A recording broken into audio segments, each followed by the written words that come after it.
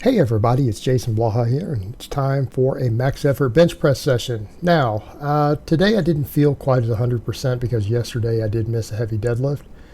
Then did a lot of box squats and stuff afterwards. There was definitely a bit of fatigue there, so trying to do some max benching was a little harder than I would have liked it to have been.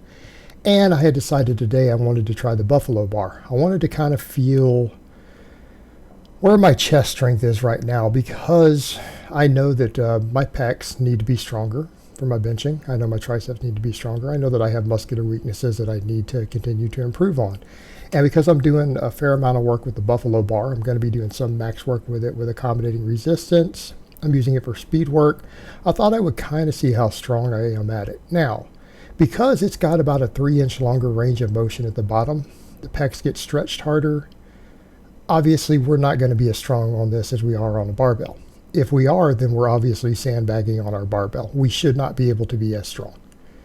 I got a little bit past 300 on this and realized it was getting tough. Probably reached my limit. In fact, when I got to, I think, 302, and the bar did get a little catawampus on me, but it was my own fault. It was due to me not getting quite tight enough, not getting set correctly, and therefore it getting a little bit unbalanced.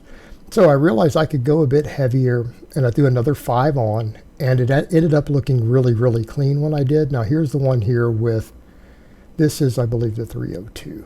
And for those curious where I'm getting the numbers, the bar itself is 52 pounds, and that's what TDS's website lists it as.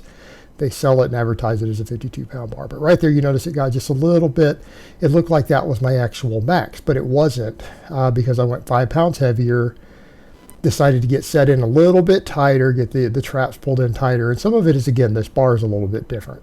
So it can be awkward. And that's the thing I talk about with these different lifts. You have to learn how to find your groove on them. So when I did this, it looked really clean. It looked easy. Looked really easy to the point where people were like, you should have kept ramping. You should have gone up another 10. And I probably could have gone up another 10 because that was just really smooth. But I felt my chest throbbing. And I realized that was a lot of load for me at the bottom with that deep stretch. That might be get really grindy if I went any heavier. So I decided, because it's my first time doing heavy ever with that bar, not to push it to the absolute limit. That's a good baseline, 307 with that bar. I'm at least 90% of my max with that bar. Right, we're above 90%. In other words, I don't think I could do 340 with that bar. I now know where my strength is. I know that that's above 90% of my max. It looked fast, it looked clean, but I felt my chest tremendously. I said, okay, so let's do some floor presses. Well, I got on the floor press because I know I need more chest. And for me, the floor press is pretty much a full range of motion. It's going to be one of my baseline building exercises. My chest was just done. Like, I realized when I started doing it, these were really difficult. To drop all the way down to 225. So that my chest needs more work capacity. So I've decided what I need to do about that is going to be all my tricep exercises need to now involve the chest more. My chest just doesn't have the work capacity it needs. And if I can build work capacity in my chest, I can get more hypertrophy, and a bigger chest will equal a bigger bench. Now, we also need obviously specific training, but my pecs need to grow, my triceps need to grow. Need to get more explosive, being able to follow through better with lockouts, because I tend to miss benches. I tend to be weaker at the lockout, so we just have to get more explosive and more powerful. So we use these different tools. Now, I think the buffalo bar there is going to be very useful for that because it puts that stretch on my chest. But when I got to this assistance work, I realized my chest was really, really fatigued from that.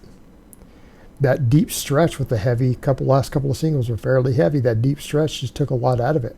I think between that and the deadlifts yesterday, I felt like I was running out of steam. But I went ahead and decided to do it with the weight that I could handle, because here's the thing, guys. We're doing our supplemental lifts. Sometimes we're not going to be able to go all out on them. We're going to be struggling. We're going to be tired from our heavy work. If you're fatigued from your heavy work, does that mean that you're not getting a training benefit? It's not true. Of course you are.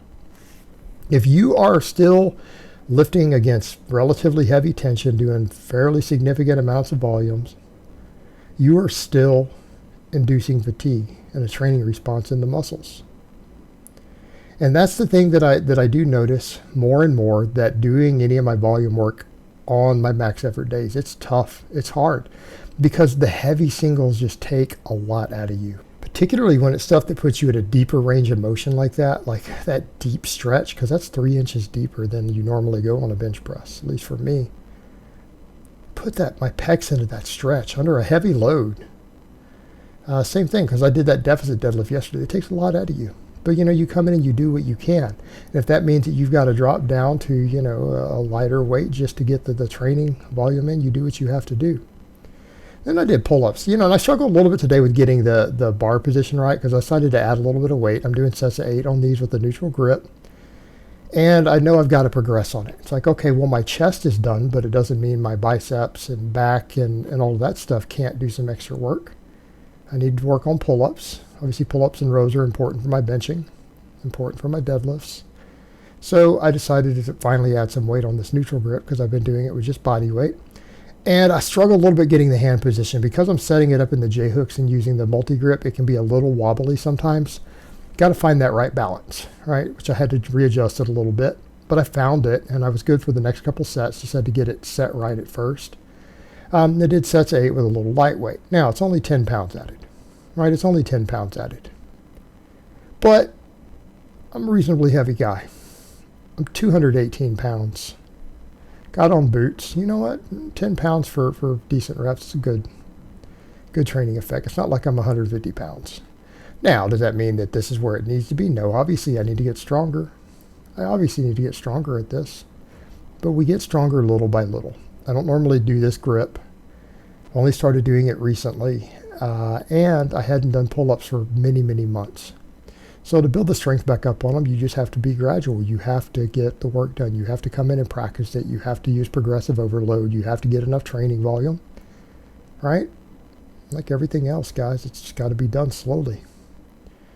But I was glad that I could at least do some weighted pull-ups after the benching because, I was fatigued from that. Especially after the max deadlift yesterday. I was fatigued. So I was happy to come in and actually do weight on this because I had been doing them with just body weight. You know what? I'm happy to get the 10 pounds. I'll be grateful. And then we did JM presses. And as I said last time, I'm going to work these back in for a couple of reasons. Number one, they're a great bench accessory.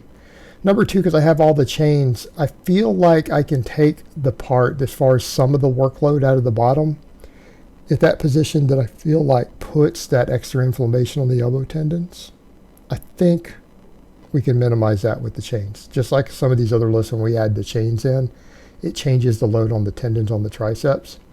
I think these are going to be hopefully, I'm hoping, going to experiment with it. This might be the sweet spot as far as what I need to do for the bar path and the strength curve to just kind of let it be a little easier on my tendons so that I don't get tendon inflammation and do a pretty good amount of volume with these. But the thing is, my chest needs more work capacity. I need bigger triceps. I need stronger triceps. We know my arms need to be bigger.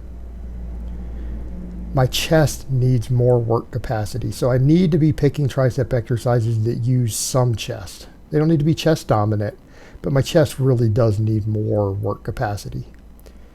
JM press does that. Lets me put a heavy load on a tricep dominant movement that has good carryover to the bench press. That still gives the chest some work because my chest just needs it. It needs the extra work capacity. It does. It gets fatigued so quick. And that's not good. That's not ideal for gaining size. And if we can't gain size, then it's harder to gain strength. My upper body's just got to be more stacked. I'm a long-armed bencher. I have long arms. The only way to get good at the bench press when you got long arms is to just stack size on your upper body. You've got to get bigger. It's the best thing you can do. And sometimes you might even need to do a little bit of broke type work. Sometimes you just got to do just some extra training volume. Just got to pick effective lifts that lets you do it. But the JM press isn't really that bro. It's very much a powerlifting specific movement. Using the chains on it, I think this is going to give me the sweet spot. So I'm going to work with it for a little while because it lets me do what I need to do. I'll get strong at it and see where it takes me. Got to see where it takes me. But this felt good today. It felt good today. I had to quit there. I don't think I got 10 on the last set because my triceps started cramping. And if my triceps are cramping, they're done. They're done. They're hit. That's all they're going to do for the day. Racked it. went over to do my laterals. And I just grabbed the same chains that I use. I just slipped those chains off the bar and decided to do my laterals with those same weights. You know what? They put me roughly in the rep range I need to be. I can just train to failure, get the metabolic fatigue in my side delts, upper traps, all that stuff. Because at the end of the day, when you get to your smaller fluff type exercises like this, we're just trying to induce fatigue. That's it, metabolic fatigue. Do some smaller exercises to failure, close to failure, get a little more training volume in, stimulate some hypertrophy, and be done. Because I could use more shoulder. I could use more delt. It's not going to hurt my bench press. Because, again, what do we know about the bench? The bench is very dependent upon muscle mass. I've just got to get thicker in my upper body, especially as I continue to get leaner. As you lose fat, your bench tends to go down if you're not careful, so I'm going to have to replace that fat loss with muscle. My upper body has to get more stacked. And we just do whatever we have to do to get there. And again, these are easy to recover from. Nice finishing touch at the end of my bench workout. And I'd say they finished everything off. But we have a baseline established on a new bar. Work into my rotation. Keep moving forward on these exercises. Keep working on recompositioning, getting bigger, getting stronger, getting leaner. All right, guys, well, that's really all I have to say on that today. I hope it's been informative, and I will talk to you guys next time.